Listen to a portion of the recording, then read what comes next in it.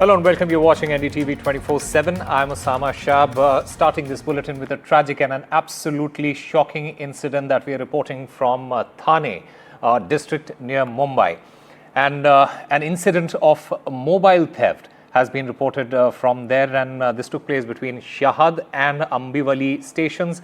A thief snatched the mobile phone of a passenger who was standing at the door of a running local and then tried to flee. Unfortunately, the passenger, he also fell from the train during the mobile snatching attempt, and his legs then came under the train. All this while, that thief then used the situation to rob him. The police are looking for the thief. They are investigating this particular case as well. My colleague Saurabh Gupta joins us to get us more on this. Saurabh, take us through what exactly happened. Give us the details. Well, this is a tragic and shocking incident that's coming in from Thane district near Mumbai. And like you mentioned, between the Shahad and Ambivali stations, what we saw was a man who probably was traveling on that local train and was standing near the door when a mobile thief attempted to snatch the mobile. And this is a common occurrence on Mumbai locations. In fact, there have been hotspots that have been identified that see a spike in these kind of cases. But unfortunately, in this case, it turned tragic. It wasn't just limited to a mobile theft. What happened was, as the thief tried to snatch the mobile, he caught him and then, of course, dragged him off the train. Now, in that situation, what happened was his legs came under the train, and therefore this man probably, in all likelihood, will lose his legs, or at least one leg. And those injuries are quite clear. Later on, an ambulance was brought nearby, and of course, he was lying on the tracks for a while. The man has been identified. He's been rushed to hospital. He's undergoing treatment. He's lost a lot of blood in this accident. But the mobile snatching issue on Mumbai's locals is not new. It's something that has been flagged in the past as well. And just to give you an idea, 26,000 phones have been stolen, in 30 months in the railways. And this is, of course, on the Mumbai City Railway network. This includes the Western Railway, Central Railway, Harbour Line, and all of that. But this is, of course, a very, very dangerous, sort of incident where this mobile theft has taken place. It's, of course, in Thane district, and the amount, if I can tell you, the amount of the cost of the mobile phones that have been stolen in similar attempts is about 62 crore rupees, and this is from the data that is there. In fact, between January 2023 and May 2025, that's the kind of thefts that took place. In fact, what we are being given to understand is that there were about 45% of these cases were solved. But this particular incident is tragic because it shows how helpless this man is. For no fault of his. He was on a local train, sometimes when in Mumbai local trains, because there are crowds and all, you're accustomed to going and standing near the door before your station approaches. Yeah. Of course, there are situations where you cannot even get in because of the crowds. But this man, unfortunately, fell off the train during that mobile theft attempt, and in all likelihood, tragically, will have to bear the brunt of this for his entire life. All right, Saurabh Gupta, thank you very much for getting us those details.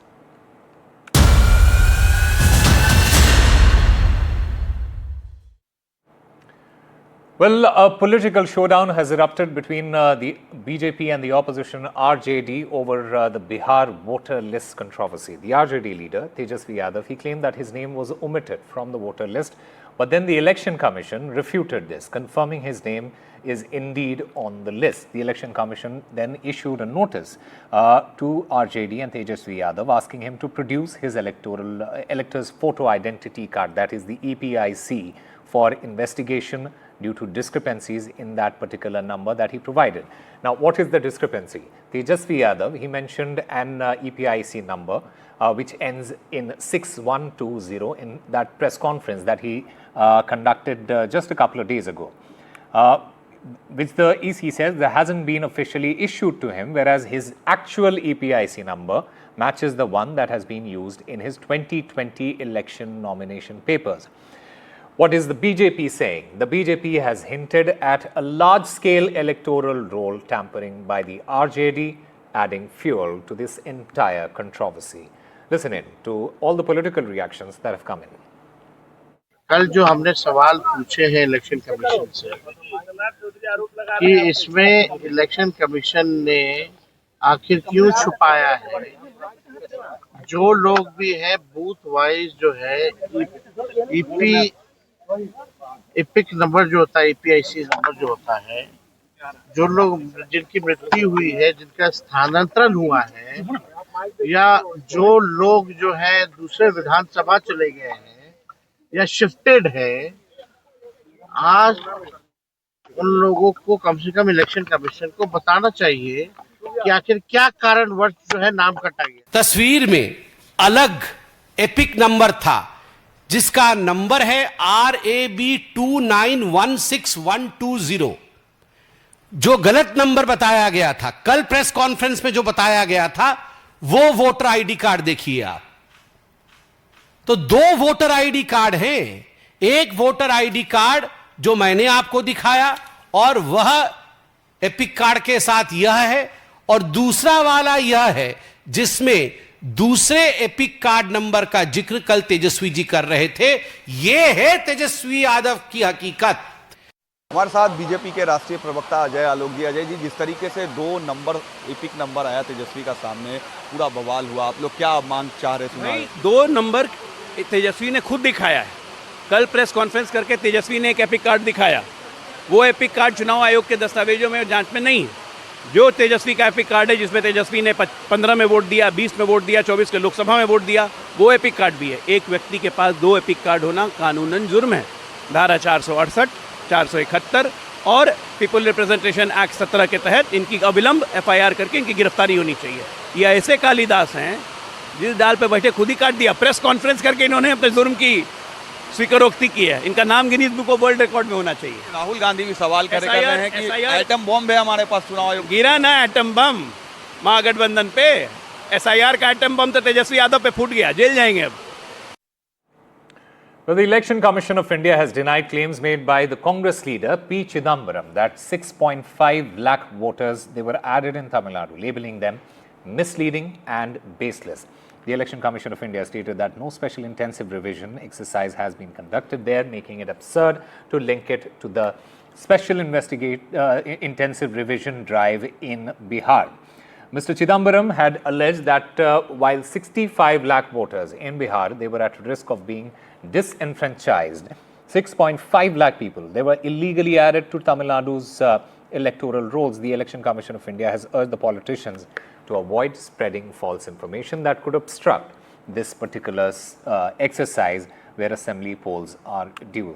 In fact, the Election Commission has also emphasized that citizens have the right to reside and settle in any part of the country and can enroll to vote in their place of residence. And shifting our focus to West Bengal, the special intensive revision exercise, that entire row is now intensifying in West Bengal as well.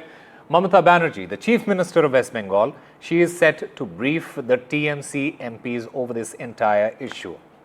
Meanwhile, the Home Minister, the Union Home Minister, Amit Shah, he's also meeting the Bengal BJP MPs, and this is a big political huddle. In fact, both these huddles taking place in the national capital, the TMC as well as the BJP, they're gearing up for a big showdown. All eyes will be on that face-off in the parliament over the special intensive revision, that exercise.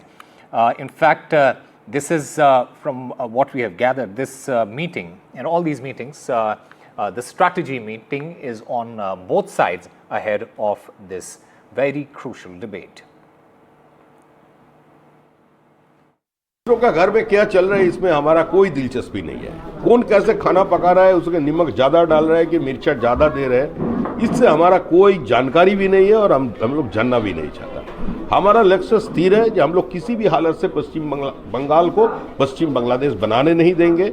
हम Rohingya Bangladeshi जिहादी मुक्त एक voter list बनाएंगे और जनता निर्भय होकर vote केंद्र पे जाए, इस व्यवस्था अगर चुनाव आयोग दे सके इसके लिए हम लोग को जो सहयोग करना है, हमारा कार्यकर्ता को जैसे उतारना है वो हम लोग।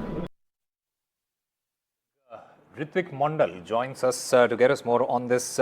Ritvik, this entire row that has erupted over the special intensive revision, how's it affecting the West Bengal politics? Give us a breakdown of that. Well, definitely, very interesting development is going to happen tomorrow as per the Bengal politics is concerned. As you rightly pointed out, that the West Bengal Chief Minister and Trinamool Supremo Mamata Banerjee is scheduled to address a meeting with her party member of parliament in Kolkata. She's gonna address a virtual meeting in which the issues like SIR is going to come up as per the party sources is concerned, and we have confirmation from the Bengal minister Brato Boshu while speaking to NDTV. He said that obviously at a time when Mamata Banerjee is fighting for Bengali Asmita on the street, she's gonna address her party leadership for the line of action inside and outside of the parliament. At the same point of time, we are also learning from the BJP sources. Tomorrow is the day, in the morning precisely, in the national capital, BJP MPs led by the BJP state chief Shomik Bhattacharya are going to meet the Home Minister Amit Shah, and they are also going to discuss over the upcoming issues regarding the as per the Bengal is concerned. Of course, Amit Shah would brief the party leadership how to raise the issues, how to fight the upcoming election over this entire thing, and very significantly, the issue of Bengali Asmita and SIR are going to be raised in that particular meeting as well. So tomorrow is a very crucial day in which both the camps, BJP and TMC and its top leader, are going to finalize a strategy for its member of parliament as per the Bengal politics is concerned. Back to you. All right, Ritvik Mondal there. Thank you very much for getting us all those details. And a day ahead, day of key hurdles. In fact, President Draupadi Murmu, she met the Prime Minister Narendra Modi as well as the Union Home Minister of India, Amit Shah. And this meeting is amid the entire logjam that is taking place in the Parliament. This meeting was also ahead of the crucial nominations for the post of the Vice President. Very sketchy at the moment, and there's a lot of speculation as to why did the Prime Minister meet the President in a matter of just a fortnight, and soon after the meeting with the Prime Minister, the President had another guest in Home Minister Amit Shah. So of course there's a lot of speculation, and it has set the entire power corridors in Delhi in buzz, because this is also coming at a time when there is yet to, perhaps a clarity is yet to emerge from the NDA and also from the India bloc as to who their nominees would be for the vice presidential elections. But that's something unlikely that would have been discussed in that crucial meeting. But one speculation which is certainly doing the rounds is that is it the time for some kind of a reshuffle or portfolio rejig, which can happen, because it is such a press release will be coming only from the Rashtrapati Bhavan. So there is a lot of speculation around it, but series of meetings which has happened. What really is cooking, what is going to happen next, is something that we'll be waiting and watching out for. But for the moment, what we can tell our viewers is that the President has met the Prime Minister not once but twice in matter of 15 days, and then there is a crucial meeting which happened with the Home Minister as well. MNS Chief Raj Thakrae's supporters, they vandalized a dance bar in Panvel near Mumbai following a speech by Thakre against dance bars in the Raigad district. Raj Thakre, he had delivered a fiery speech stating that dance bars should not operate in Raigad, which is the capital of Shivaji Maharaj's kingdom. A group of the MNS supporters then, armed with sticks, stormed the Night Riders Club, which is the name of that particular club in Panvel, causing severe damage to the property. In fact, this entire incident follows Mr. Thakre's history, and especially MNS's history, of backing violence to promote his, what he calls, Marathi pride cause.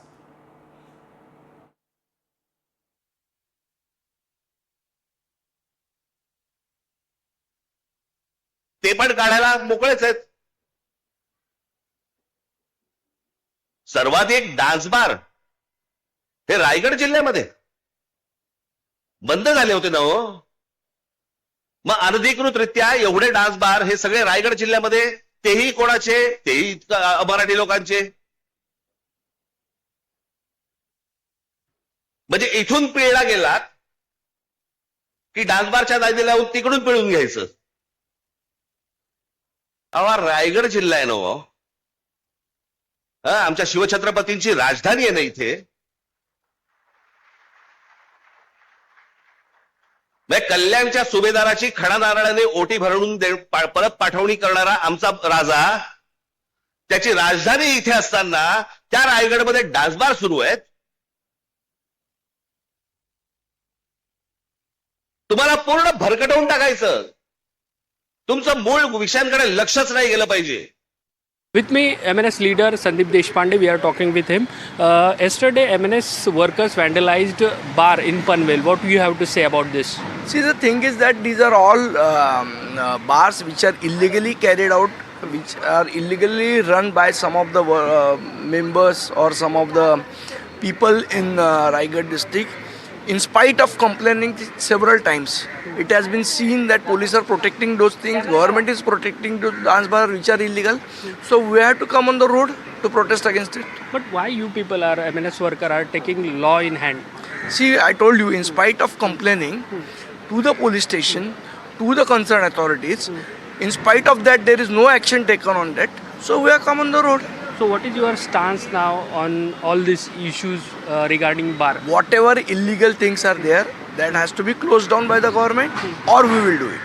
So far, a case has been registered against all the 7 to 8 of these MNS workers who were involved in this vandalism that was caused at a bar which is situated near Mumbai in Panvel, and these were all supporters of Raj Thakrae's party who vandalized a dance bar.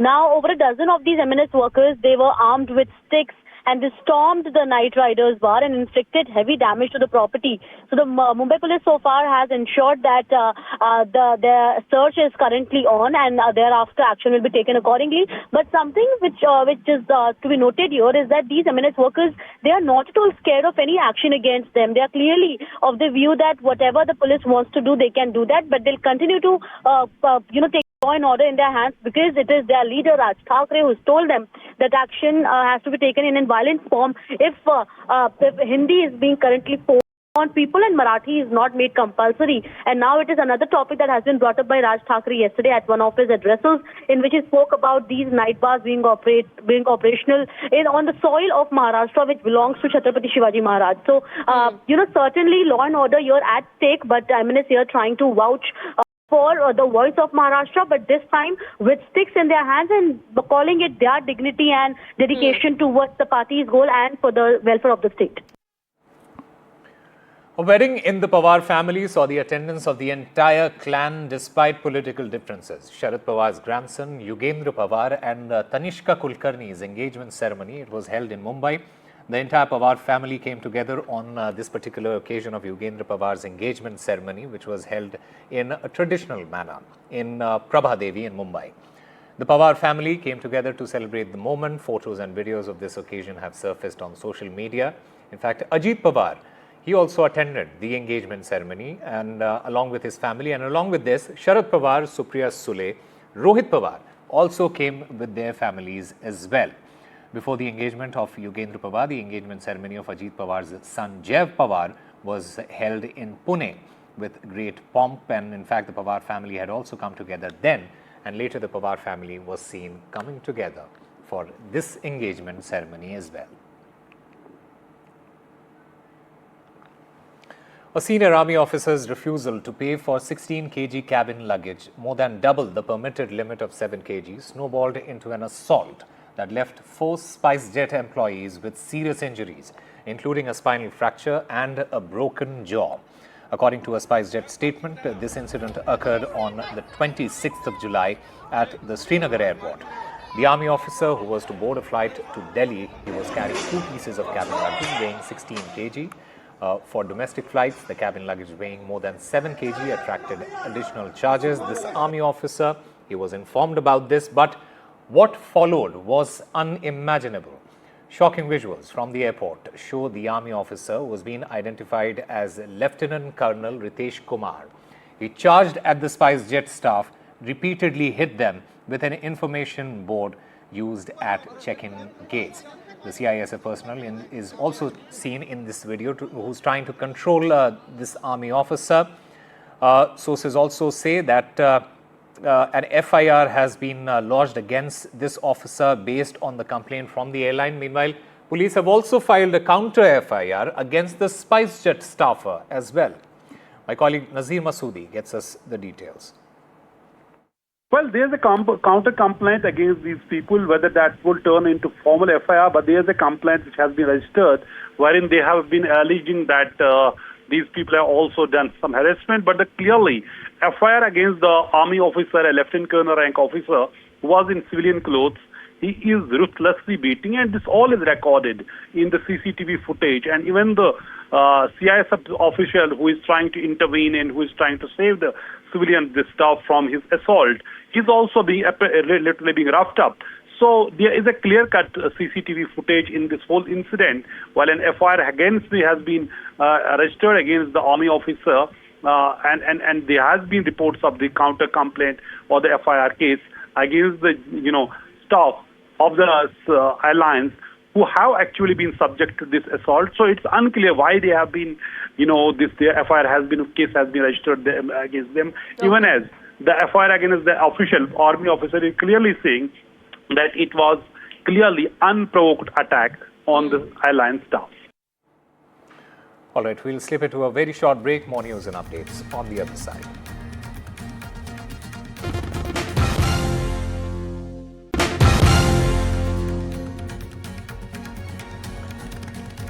Welcome back. 6 migrant workers, they have died in Andhra Pradesh in a granite quarry accident at this place called Bapatla. All of them, they were migrant laborers from Odisha. This tragedy occurred on Sunday morning at this granite quarry near Balikurava in Bapatla district when a large portion of a rock face collapsed. According to the police, 16 workers, they were on site when the rock slide occurred. This collapse resulted in the immediate death of 6 individuals and serious injuries to 10 others. Rescue operations are currently underway to recover the bodies of 2 workers who are believed to be still trapped under the debris, while 4 bodies have been retrieved. Preliminary investigations suggest lack of adequate safety precautions may have contributed to this disaster. The Andhra Pradesh Chief Minister, Chandrababu Naidu, he has expressed his concern over this entire incident. He has ordered a thorough inquiry into the cause of this accident. Tens of thousands marched across the Sydney's Harbour Bridge in a landmark pro-Palestinian protest on Sunday, braving the heavy rain and tight security. This March for Humanity, it was cleared just 24 hours earlier by the Supreme Court, overturning a police ban. Chanting for a ceasefire, demonstrators included families, federal lawmakers, and even WikiLeaks founder Julian Assange. The police eventually then paused the march for safety reasons, citing crowd buildup.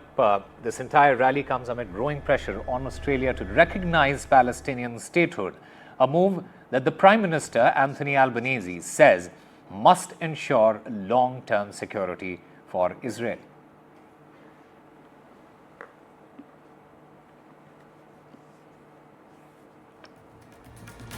That's all we have for you. Keep watching NDTV for more news and updates.